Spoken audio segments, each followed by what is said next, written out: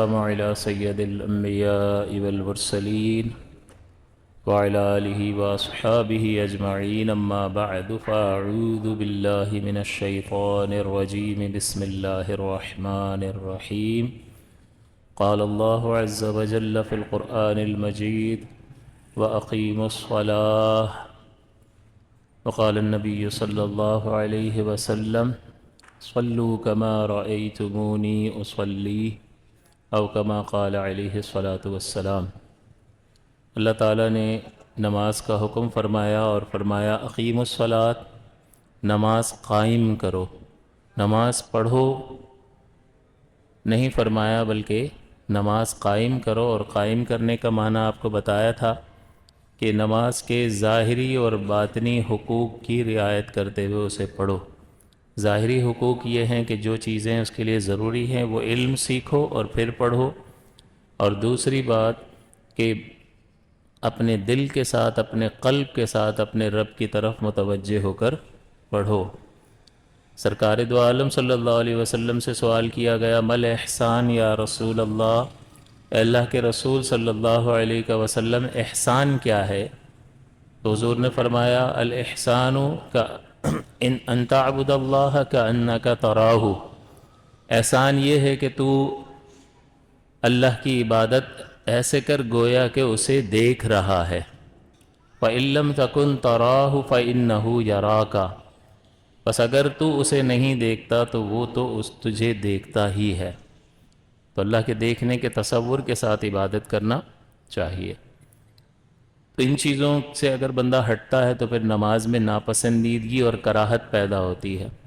کبھی خشوع و خضوع کے ترک کی وجہ سے کراہت پیدا ہوتی ہے کہ ذہن کہیں مشغول ہو گیا، کاروباری حساب کتاب میں لگا ہوا ہے، اور چیزیں سوچ رہا ہے، تو بس وہ امام کی آواز آتی ہے اللہ اکبر تو رکوع میں چلا جاتا ہے، سجدے میں چلا جاتا ہے، لیکن ذہن کہیں اور اس کا لگا ہوا ہے۔ تو اس میں دو چیزیں ہوتی ہیں کہ ایک ہے شیطان اپنا کام کرے گا اور وہ وسوسہ ڈالے گا، اور اس کے وسوسے کو روکنے کی ہماری طاقت نہیں ہے۔ تو ظاہر ہے کہ جس چیز کو روکنے کی ہم میں طاقت نہیں ہے اس چیز کا ہمیں شریعت پابند بھی نہیں کرتی ہے کہ بھئی وسوسہ بھی خبردار پیدا نہیں ہونا چاہیے، شریعت پابند نہیں کرتی کیونکہ ہم میں اس کو روکنے کی قوت نہیں ہے۔ لیکن جب یہ وسوسہ پیدا ہو جائے تو اس میں خود متوجہ ہو جانا اور اس میں لگ جانا یہ درست نہیں ہوتا۔ تو لہٰذا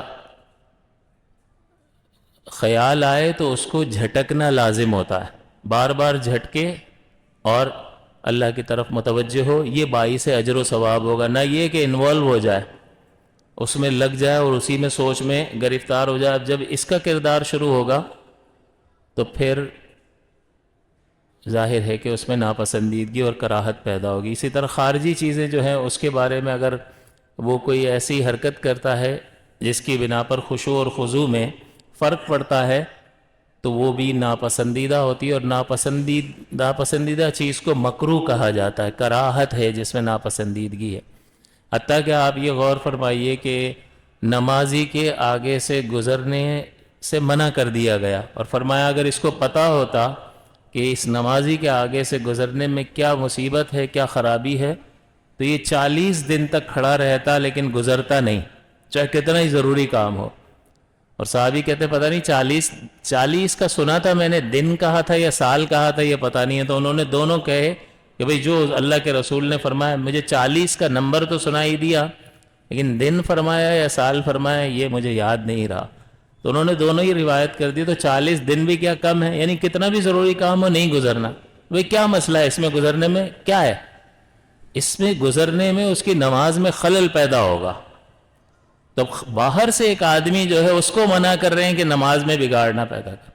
مسجد کو بچوں اور پاگلوں سے بچاؤ، حضور نے فرمایا۔ وجہ کہ مسجد عبادت کی جگہ ہے اور یہ عبادت میں خلل کا سبب بنیں گے۔ اتنا چھوٹا بچہ کہ جو مسجد کے آداب کا خیال نہ رکھ سکتا اس کو مسجد میں لانا گناہ ہوتا ہے۔ ہاں بڑے بچوں کو لانا چاہیے تاکہ وہ آئیں اور نماز کی عادی بنے اور دیندار بنے، دینداروں کی صحبت کی وجہ سے، لیکن ادب پہلے سکھائیں اس کے بعد۔ اور پاگلوں کو تو وجہ کیا ہے کہ جو بھی چیز خشوع و خضوع میں خلل کا باعث ہوگی شریعت اس کو ناپسند قرار دیتی ہے۔ تو جہاں باہر والوں کو منع کر دیا، یہ اپنے اندر سے کوئی خرابی پیدا کر رہا ہوگا تو اس کو بھی منع کریں گے یا نہیں کریں گے؟ بالکل اٹینشن ہو کر اللہ کی طرف متوجہ ہو۔ رحمت کونین صلی اللہ علیہ وسلم، امام بزار نے اس حدیث کو روایت کیا، حضرت جابر رضی اللہ تعالیٰ عنہ سے روایت ہے کہ سرور دو عالم صلی اللہ علیہ وسلم نے ارشاد فرمایا کہ جب آدمی نماز کے لیے کھڑا ہوتا ہے تو اللہ تعالیٰ اپنی خاص رحمت سے اس کی طرف متوجہ ہوتا ہے۔ ویسے تو اللہ تعالیٰ کسی سے بھی غافل نہیں ہے، کسی سے بھی غافل نہیں ہے۔ وَمَا اللَّهُ بِغَافِلٍ عَمَّا تَعْمَلُونَ، کہ تم جو کچھ بھی کرتے ہو اللہ تعالیٰ اس سے غافل نہیں ہے۔ تو یہاں توجہ کرنے کا مطلب کیا؟ خاص رحمت سے متوجہ ہوتا ہے۔ تو کتنی زبردست چیز ہے کہ اللہ تعالیٰ وہ جو جلیل القدر ہے، وہ جو کسی کا محتاج نہیں ہے، سب اس کے محتاج ہیں، وہ عظیم الشان اپنے اس ادنا بندے کی طرف اپنی رحمت کے ساتھ متوجہ ہوتا ہے۔ کم بات ہے کوئی، لیکن ہم اس کو بس ایسے ہی ہوا میں اڑاتے ہیں، اس کی کوئی اہمیت نہیں رکھتے، اور جو نماز نہیں ادا کرتا وہ محرومی میں مبتلا ہے۔ تو حضور فرماتے ہیں کہ اللہ تعالیٰ خاص رحمت سے اس کی طرف متوجہ ہوتا ہے، لیکن جب وہ ادھر ادھر دیکھتا ہے تو اللہ تعالیٰ فرماتا ہے اے ابن آدم کس کی طرف توجہ کرتا ہے؟ کیا مجھ سے بھی کوئی بہتر ہے جس کی طرف تو توجہ کرتا ہے؟ جیسے میں اکثر کہتا ہوں، اس کو مسجد سے بھاگنے کی بڑی جلدی ہے، کہاں جانا ہے؟ کہاں جانا ہے؟ کسی انسان کے پاس جانا ہے؟ مخلوق کے پاس؟ کوئی کام کرنا ہے؟ مخلوق کے پاس؟ کوئی فائدہ حاصل کرنا ہے؟ مخلوق۔ خالق کو چھوڑ کر مخلوق۔ جتنی دیر خالق کی طرف توجہ کرنی ہے اتنی دیر تو اس کے ساتھ خالص رکھو نا، اخلاص۔ جس طرح اپنے کام کاج میں پوری توجہ، کسی کی مداخلت برداشت نہیں کر سکتے، اس طرح جب یہاں پر آؤ تو پھر خالص ہو جاؤ اللہ تعالیٰ کے لیے۔ تو اس لیے حضور فرماتے ہیں کہ اللہ تعالیٰ فرماتا ہے، پھر وہ دوبارہ ادھر ادھر توجہ کرتا ہے تو اللہ تعالیٰ فرماتا ہے ابن آدم کس کی طرف توجہ کرتا ہے؟ کیا مجھ سے بھی کوئی بہتر ہے جس کی طرف توجہ کرتا ہے؟ پھر جب وہ تیسری بار ایسا کرتا ہے تو اللہ تعالیٰ اپنی رحمت اس سے ہٹا لیتا ہے۔ تو شروع کیا تھا تو رحمت متوجہ ہوئی، اور پھر اس طرح سے تو ہمیں بہت زیادہ احتیاط کرنی چاہیے۔ یہ کوئی رسم نہیں ہے، جو پڑھتا ہے 5 وقت کی پڑھتا ہے وہ بھی ہر روز اس میں بہتری لانے کی کوشش کریں۔ یہ کوئی رسم نہیں ہے، ایک باقاعدہ ایک ٹریننگ ہے جو مسلمان سے جس کا مطالبہ ہے، لہٰذا روز کی بنیاد پر اس میں ترقی چاہیے۔ جیسے کاروبار میں ترقی کا خواہش مند ہوتا ہے، اسی طرح حضرت انس بن مالک روایت کرتے ہیں، حضور نے فرمایا کہ کیا حال ہے ان لوگوں کا جو نماز میں آسمان کی طرف نگاہ اٹھاتے ہیں۔ پسندیدہ نہیں ہے یہ کہ کہیں ان کی آنکھیں نہ اچک لی جائیں۔ تو اس کے 2 مرادیں ذکر کی ہیں کہ آنکھیں اچکنے سے کیا حضور کی مراد ہے، یا تو ان کی بینائی سلب کر لی جائے، یا اللہ تعالیٰ اپنی رحمت کو ان سے پھیر لے۔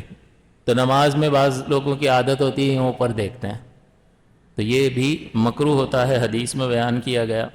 اسی طرح حضور صلی اللہ علیہ وسلم فرماتے ہیں کہ جب نماز میں کسی کو جماہی آئے، ہم تو یہ نام سنتے ہی آنا شروع ہو جاتی ہے تصور کرتے، تو یہ شیطان کی طرف سے ہے، لہذا شیطان کی مخالفت کرنا ضروری ہے۔ تو جب بھی آئے تو حضور فرماتے ہیں کہ جہاں تک ہو سکے اس کو روکے، کہ اس وجہ سے جب انسان منہ کھولتا ہے تو شیطان اس کے منہ میں داخل ہو جاتا ہے۔ ایک حدیث میں آیا کہ اس کے منہ میں تھونک دیتا ہے، ایک حدیث میں آیا کہ شیطان وہی منہ کھلا ہوا منہ دیکھتا ہے تو ہنستا ہے اس پر۔ تو عجیب شکل ہو جاتی ہے انسان کی جب وہ بغیر ہاتھ رکھے، اور فرمایا کہ تمہیں کرنا ہی ہو تو اگر قیام کی حالت میں ہے تو پھر یہ الٹا ہاتھ تو نہیں اٹھا سکتا نا، پھر سیدھا ہاتھ اٹھا کر اس طرح سے رکھے اور بالکل ایسے منہ کھول نہ دے۔ اور اس کے علاوہ ارکان میں چونکہ ہاتھ کھلے ہوئے ہوتے ہیں، اتحیات میں بیٹھا یا ویسے، تو پھر الٹا ہاتھ اس طرح استعمال کر کے اس کو روکے۔ تو شیطان کی مخالفت ہمیں کرنی چاہیے۔ نبی اکرم صلی اللہ علیہ وسلم نے اس طرح ارشاد فرمایا، تو بہت توجہ کے ساتھ نماز کی ادائیگی ضروری ہے۔ آپ کو پچھلے ہفتے بھی بتایا تھا کہ چند چیزوں کا خیال ضروری ہے کہ اس میں اگر آپ اس اعتبار سے دیکھیں کہ نماز میں کھیلنا،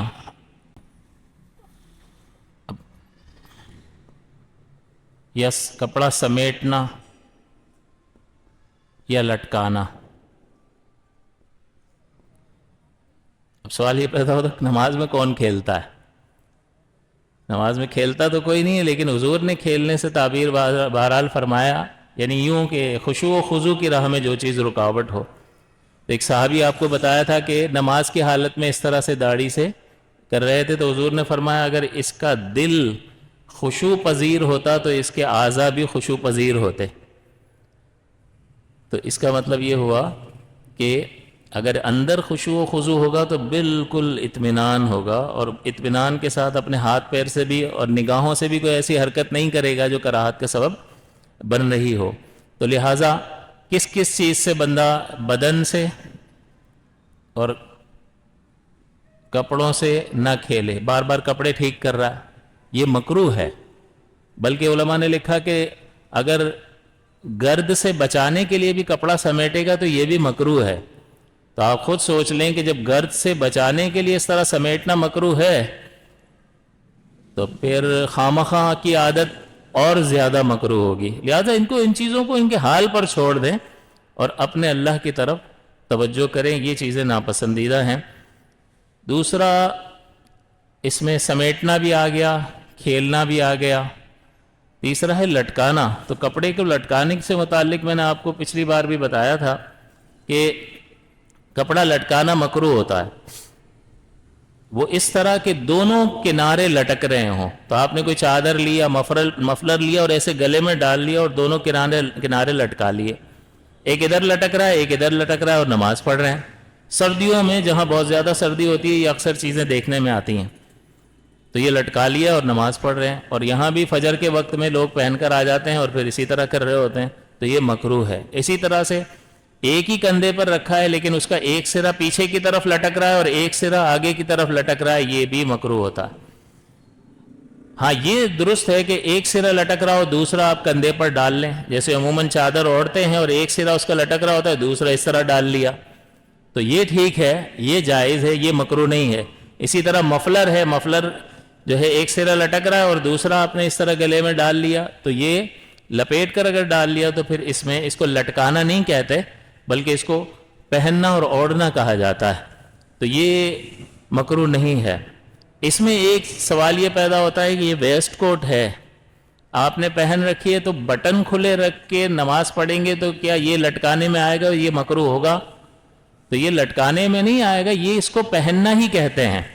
اور یہ دونوں طریقوں سے پہنی جاتی ہے، کوٹ یا ویسٹ کوٹ. کبھی بٹن کھلے رکھ کے بھی پہنتے ہیں اور ہر جگہ پر پہنتے ہیں. ایسا نہیں ہے کہ کسی خاص مقام پر بڑی مجلس میں یا معزز لوگوں کے یہاں جانا ہو تو خاص بٹن لگا کے جاتے ہیں، ایسے بھی چلے جاتے ہیں اور یوں کھلا بھی چلے جاتے ہیں. بلکہ آپ نے یہ شاید دیکھا ہوگا کہ اب بعض ویسٹ کوٹس ایسی بنتی ہیں جن میں بٹن ہوتے ہی نہیں ہیں، تو بغیر بٹن کی بھی بنتی ہے. تو اس کا مطلب یہ لباس ہے، یہ دونوں طرح سے پہنا جاتا ہے.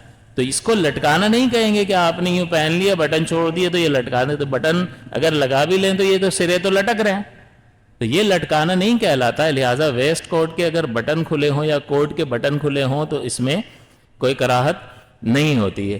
دوسری چیز یہ اس میں ہوتی ہے کہ اگر قضائے حاجت کا معاملہ ہے تو اس میں یہ دیکھنا ہوتا ہے کہ پیشاب وغیرہ کی شدید حاجت ہوئی تو سب سے پہلی بات یہ ہے کہ نماز شروع کرنے سے پہلے ہوئی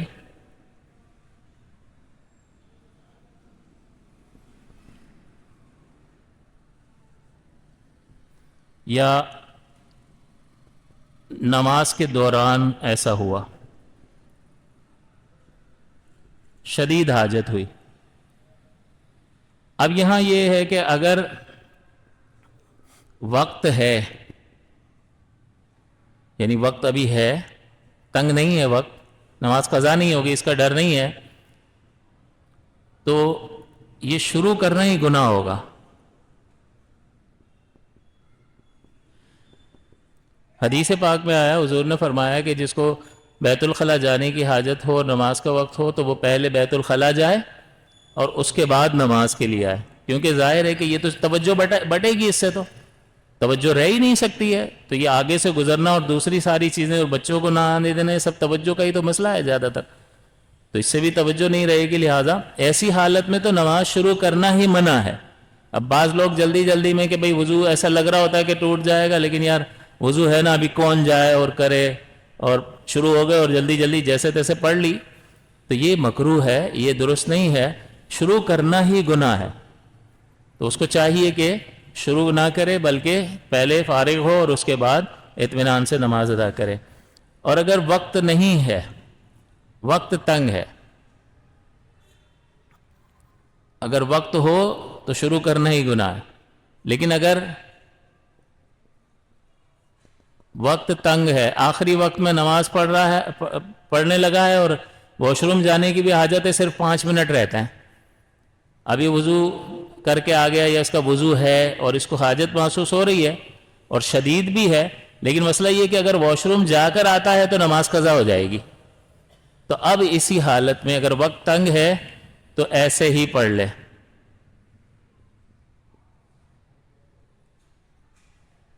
کیونکہ اب مجبوری کی صورت ہے، کیونکہ نماز کو قضا کرنا حرام ہے اور اس حالت میں نماز پڑھنا جو ہے وہ مکروہ ہے.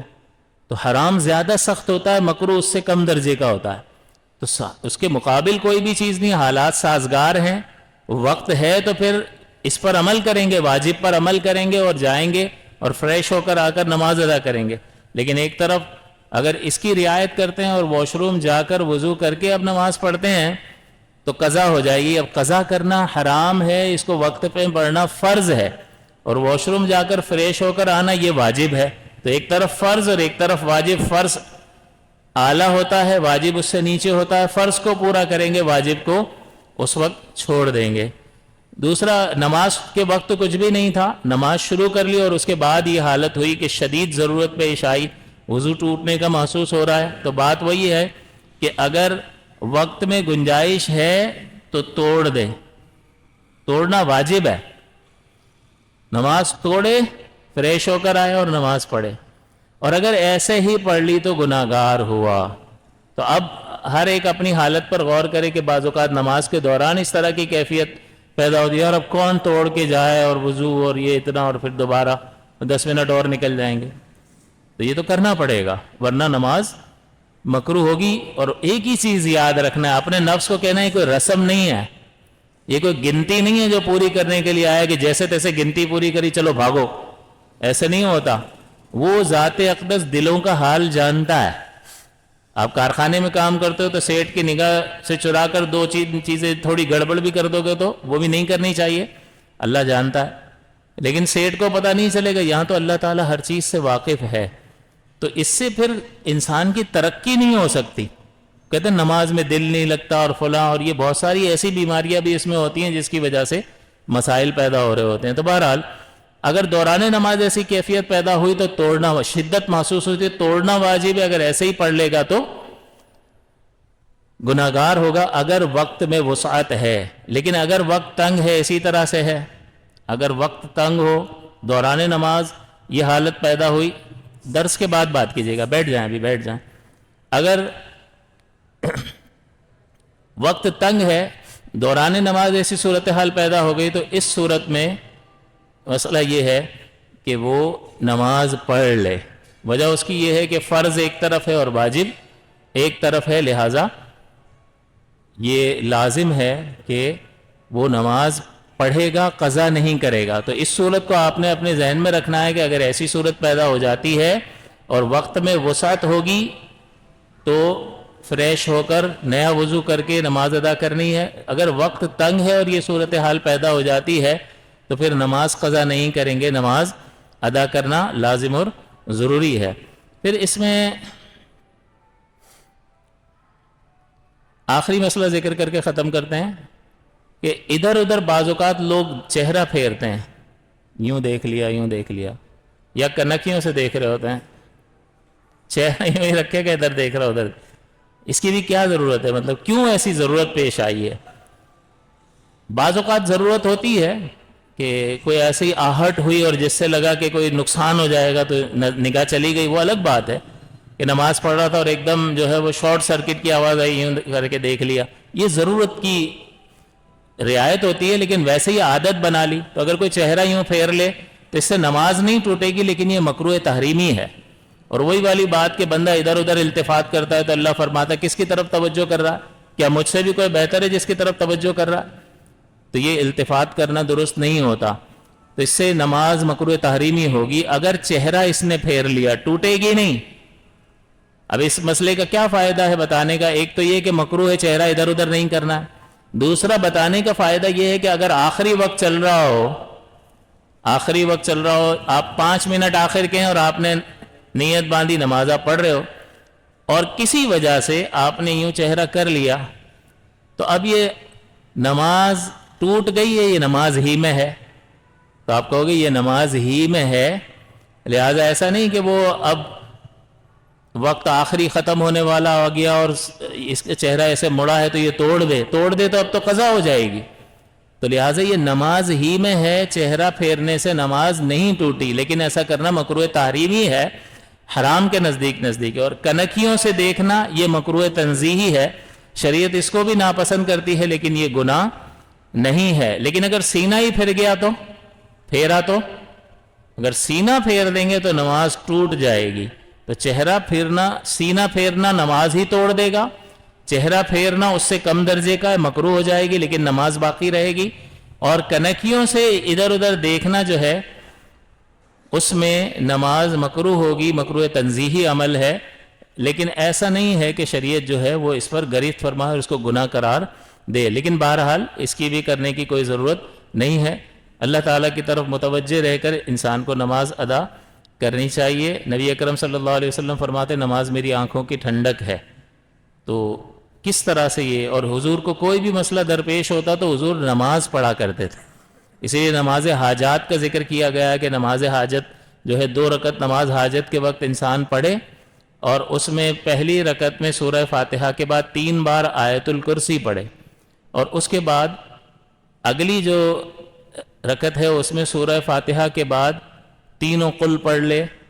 تو بزرگوں نے لکھا ہے کہ یہ ایسی نماز ہے کہ اس کے بعد جو دعا کرے گا اللہ تعالیٰ اس کی حاجت کو پورا فرما دے گا. تو نماز، اللہ کی طرف توجہ، بظاہر لگتا ہے یہ اٹھنے بیٹھنے سے اور ایسے کھڑے ہونے سے کیا ہوگا، مسئلہ تو سیٹ حل کرے گا نا، سیٹ حل نہیں کر سکتا.